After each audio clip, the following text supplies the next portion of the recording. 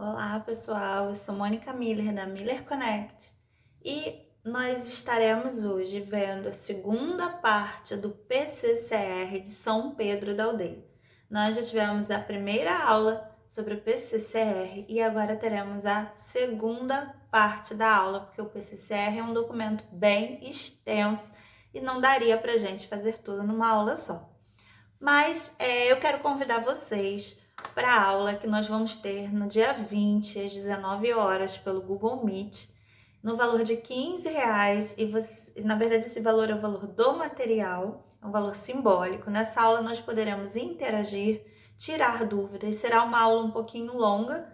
Eu calculo umas 2 horas de aula mais ou menos, então das 19 às 21 horas, para que nós possamos entender bem, ler bastante sobre o Plano Municipal de Educação do município de São Pedro da Aldeia. Então, vou deixar o link da aula na descrição, não perca, só haverá essa aula, ok? E também vocês podem pagar de várias formas, né? Apesar de ser bem baratinho, mas vou deixar o link na descrição. E nós temos também o curso de disciplinas didático-pedagógicas para concurso, o qual está no preço promocional, ele vai aumentar. Ele está no valor de R$ 54, também pode parcelar no cartão, tá? É pela plataforma Hotmart, e vocês terão os vídeos pelo menos por um ano para vocês acessarem. Então terá toda a legislação comentada, terá toda a parte de currículo, avaliação, tá? Projeto político-pedagógico, regimento, a gente vai falar sobre tudo isso que é pertinente a todos os cargos do magistério, tá? E teremos também as questões, vocês vão poder imprimir em PDF as questões, resolver e depois assistir a aula. As aulas são gravadas, você assiste no tempo que você quiser e na Hotmart o vídeo vai passando. Então você pode ir fazendo outras coisas e assistindo aos vídeos também. Ok? Também vou deixar o link na descrição. Mas vamos seguir para a nossa aula 2 do PCCR. Então vamos lá, a gente já viu até o artigo 7º na última aula, né? Tinha as descrições. Agora a gente vai ver o artigo 8º. Então vamos lá. O PCCR reflete o comprometimento do município de São Pedro da Aldeia e, em especial, da Secretaria Municipal de Educação com a valorização, desenvolvimento e aperfeiçoamento do seu patrimônio humano e a transparência das ações, tendo como princípios constitutivos das diretrizes de carreira. Então, quais são esses princípios? Então, o que visa, né? O que reflete o PCCR? O comprometimento com a valorização, desenvolvimento e aperfeiçoamento do seu patrimônio humano, né? E a transparência das ações. Quem é o patrimônio humano? É o servidor do magistério, tá? Então, quais são as diretrizes? 1. Garantir políticas indissociáveis de formação, carreira, jornada e condições de trabalho. 2. Assegurar o ingresso na carreira por meio de concurso público de provas e títulos. 3. Protagonizar a gestão democrática por meio da participação dos integrantes do magistério no projeto social da escola pública. Então, ele fala aí sobre a gestão democrática, que é um tema bastante cobrado na prova. E 4, melhorar a qualidade da educação básica pública. Lógico, toda a ação referente ao magistério e à escola pública é para melhorar a qualidade da educação, ok? Vamos lá. Agora a gente vai entrar no capítulo 2, que fala do ingresso. Então, como se dá a entrada, né, dos profissionais da educação na Prefeitura de São Pedro da Aldeia.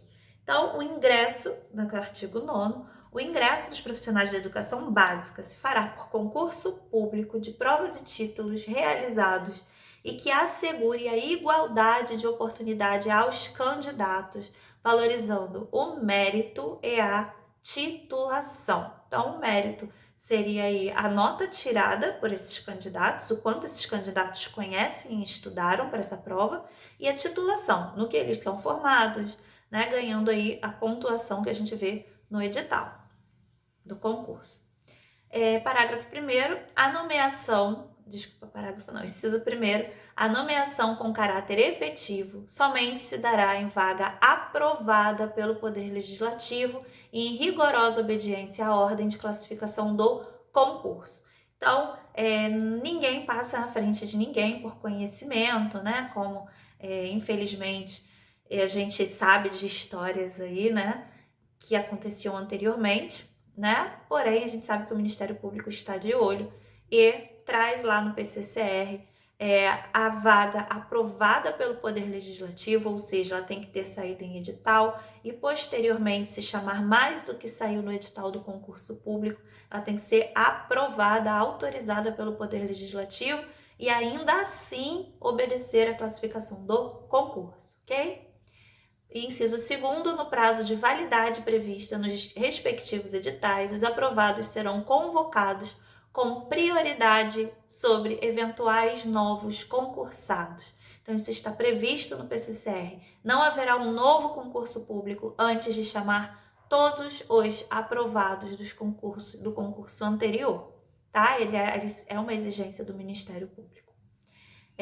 Inciso 3º, cabe ao município providenciar a abertura de concurso público, aí a gente grava, né? No prazo de 24 meses, quando a necessidade de profissionais da educação básica atingirá 10% do quadro de servidores efetivos. Então, a necessidade é de 10% aí do quadro dos servidores efetivos, então 24 meses a gente vai ter de prazo para abrir um novo concurso público. Então, aí são 2 anos, né? Quando chegar a 10% do quadro de servidores efetivos. Isso tudo é de acordo, né, com as leis maiores, tá? Que exigem que seja feito dessa forma, para evitar um grande número de contratos. Artigo 10º. O estágio probatório, isso nos interessa, né? Tempo de serviço profissional a ser avaliado será de 3 anos de efetivo exercício no cargo e será acompanhado pela avaliação de uma comissão indicada pelo Executivo Municipal. Então, comandado aí pelo Executivo, né? O chefe do Executivo é o prefeito. Então, a gente vai ter uma comissão para que os servidores em estágio probatório de 3 anos, né, de efetivo exercício, ou seja, se você parar para qualquer coisa, para licença, esse tempo para de contar, tá? Artigo 11. São admitidas outras formas de seleção pública no caso de provimento temporário ou de substituição emergencial dos titulares dos cargos, observando-se critérios estabelecidos em legislação específica. Parágrafo único. Consideram-se como de necessidade temporárias contratações por período determinado a 1. Substituir profissional efetivo e temporariamente afastado, no caso das licenças, né? Ou que, no caso de licença, ou o profissional também pode ser remanejado, né? Por tempo determinado. Então, ele precisa ser substituído. E 2, para suprir a falta de profissionais até a realização de concurso público. O profissional pediu exoneração, existe aquela vaga. Então, como a gente viu aí que a gente tem 24 meses, quando chegar a 10% dessa necessidade, né? Então, eu posso fazer um processo seletivo, né? Uma forma de contratação transparente para que eu possa temporariamente substituir esses profissionais, ok? Então, lá no capítulo 3, a gente entra da estruturação. A gente vai lá, artigo 12. A carreira dos profissionais da educação básica fica estruturada conforme segue. 1, a gente vai ter o quadro permanente e 2, o quadro suplementar. Vamos entender o que quer dizer quadro permanente e quadro suplementar. O quadro permanente ele é integrado por cargos de provimento efetivo, cujos detentores atendam ao nível de escolaridade exigida. E o quadro suplementar, também integrado por cargos de provimento efetivo, cujos detentores não possuam o nível de escolaridade e por cargos a serem extintos à medida que vagarem. Então, o quadro permanente e o quadro suplementar são integrados por servidores efetivos, ok? Inciso 1º, os profissionais do quadro suplementar que obtiverem a escolaridade mínima e estejam em efetivo exercício integrarão o quadro permanente na forma prevista nesta lei complementar. Então, vamos lá. Né? O que prevê o PCCR? Ele prevê que se eu tenho cargos extintos, as pessoas estão à disposição, certo? Se elas estão à disposição e elas têm ali a escolaridade necessária para que elas assumam aí o quadro permanente, isso poderá acontecer, lógico, na forma prevista na lei complementar, tá? Então, inciso 2º, os cargos dos profissionais de educação básica do quadro suplementar serão organizados em classes. Então, a gente já viu que são classes, né? De acordo com a habilitação definidas na seguinte forma. Classe A, são os inspetor de aluno com formação de nível fundamental.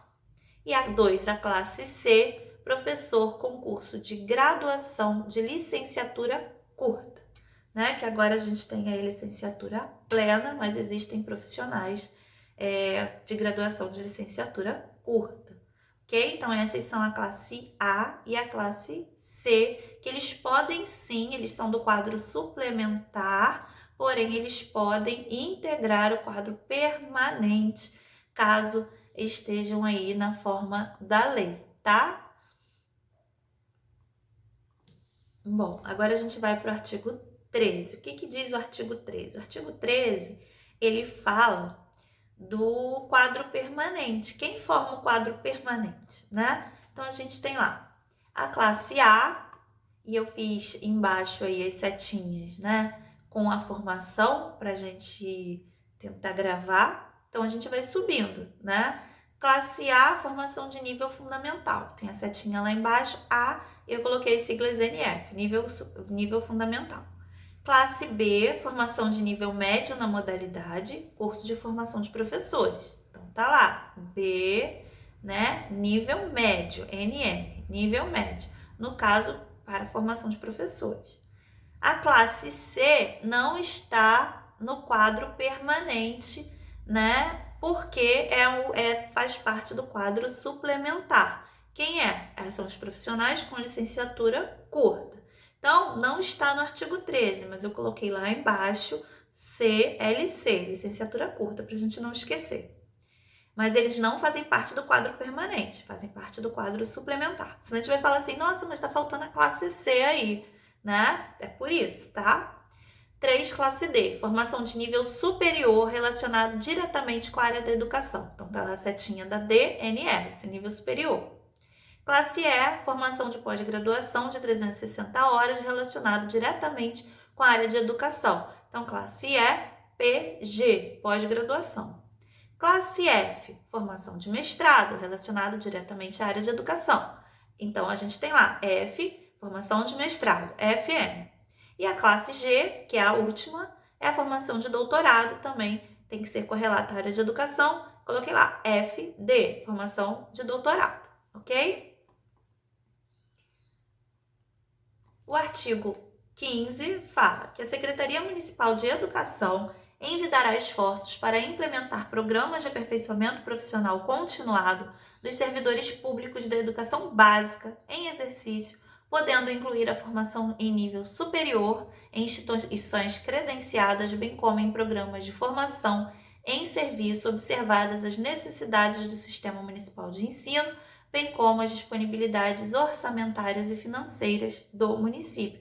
Então, o artigo 15 fala de programas de aperfeiçoamento, fala que também pode incluir a formação em nível superior, né, em instituições credenciadas ao município, e isso tudo observadas aí a disponibilidade orçamentária, tá? Então, isso também é previsto.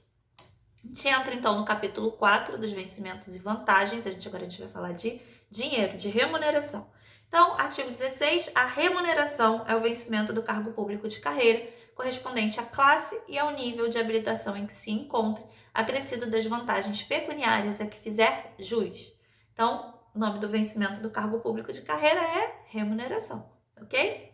Artigo 17. O poder público municipal deverá assegurar a adoção de política salarial compatível com a complexibilidade e a responsabilidade das tarefas desempenhadas pelo profissional do magistério público municipal, com vencimentos ou salários iniciais nunca inferiores aos valores correspondentes ao piso salarial profissional nacional nos termos da lei. Então, no artigo 17 fala, que dependendo da complexidade da responsabilidade das tarefas, essas pessoas receberão vencimentos ou salários iniciais e que nunca podem ser inferiores ao piso nacional profissional, ok?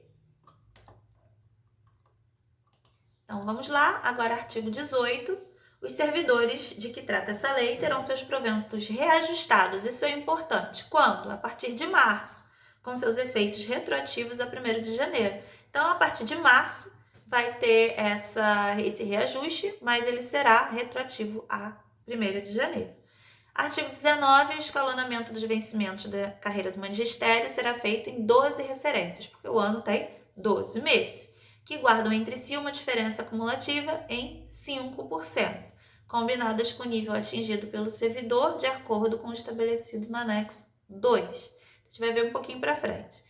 Parágrafo único. O escalonamento do vencimento dos agentes de apoio administrativo educacional será feito em 10 referências. Então, a gente viu lá, na carreira do magistério, 12 referências e do apoio administrativo educacional, 10 referências, que guardam entre si uma diferença acumulativa também de 5%, combinadas com o nível atingido pelo servidor. O artigo 20 fala que, além do vencimento, o titular de cargo e carreira fará jus aos adicionais: 1, por tempo de serviço, 2, pela qualificação profissional, desde que esta não tenha sido considerada para progressão ou promoção do servidor e nem seja requisito para habilitação do cargo. Ou seja, ou por tempo de serviço, que é a horizontal, e a vertical é pela qualificação profissional, só que não pode entrar ali com o título que precisava para o cargo.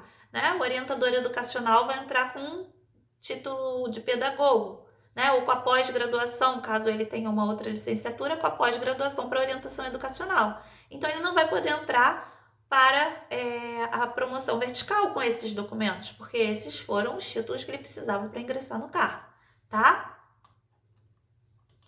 Então, artigo 21, a gratificação pelo exercício dos cargos de diretor e diretor adjunto, aí já é a portaria que esses diretores e os diretores adjuntos receberão. E está dizendo aí que observará a tipologia das escolas. O que é a tipologia das escolas? O tamanho da escola, o número de alunos, o espaço escolar, tá? Então, essa remuneração, essa gratificação pelo exercício de diretor e de diretor adjunto vai ser de acordo com a tipologia das escolas. O artigo 21 tem 2 incisos, só que eu não coloquei, ok? Porque eu já dei uma resumida em tudo. Capítulo 5 das carreiras, artigo 23, a trajetória dos profissionais da educação básica na carreira profissional ocorrerá mediante progressão e promoção, respeitada a categoria em que o servidor se encontra. Então, a gente vai lá na progressão horizontal, a passagem automática de um nível para outro, porque é por tempo de serviço, e ele está aí no artigo 25 explicando, existe aí o interstício. Lembra do interstício? Que é o período que deve ser respeitado? Então, aí existe um interstício de 5 anos entre cada nível. Então, os níveis vão de 1 a 7, lembrando que a gente tem aí nas classes de A a G, e na progressão horizontal a gente tem os níveis de 1 a 7, tá? Então, nível 1, de 0 a 4 anos, nível 2, de 5 a 9, nível 3, de 10 a 14, nível 4, de 15 a 19, nível 5, de 20 a 24, nível 6, de 25 a 29, nível 7, acima de 30 anos de serviço, de efetivo serviço, Então, o valor cumulativo aí entre cada período, entre cada nível, é de 5%, ok? Eu já juntei o artigo 26 também aí, que ele falava dos 5% do cumulativo. 27, artigo 27, a gente vai para o nosso último slide. O que tem a mãozinha ali, stop, o que quer dizer? Que vai ser interrompido, para efeito do interstício mínimo para a progressão horizontal, estão contados em tempos corridos, considerando-se interrompidos nos seguintes casos. Então, quais são os casos que é interrompido esse tempo? 1, em licença. Qual tipo de licença? Por motivo de afastamento para acompanhar cônjuge ou companheiro. B, para atividade política. C, por interesse particular. D, para desempenho de mandato classista não relacionado aos profissionais da educação e sem vencimento. E 2, afastamento para A, servir em outro órgão ou entidade fora do âmbito da Secretaria Municipal de Educação, B, exercício de mandato eletivo, C, desvio de função caracterizado como atividade não correlata ao magistério. E no artigo 28, e o último de hoje, fica vedada a progressão funcional ao profissional da educação básica que estiver 1, sofrendo pena administrativa de suspensão e 2, cumprindo pena decorrente de processo administrativo disciplinar. Então, nesses 2 casos, gente, não vai fazer progressão, tá? Vai aguardar, o tempo vai parar de contar, ok? Então, a gente fica por aqui no artigo 28, até a próxima aula e acesse aí, curta, compartilha com o pessoal para que todo mundo tenha acesso a esse conteúdo. E não esqueçam de dar uma olhadinha lá nos links da aula do PME e do nosso curso de disciplinas didático-pedagógicas para concurso, ok? Até a próxima. Tchau, tchau.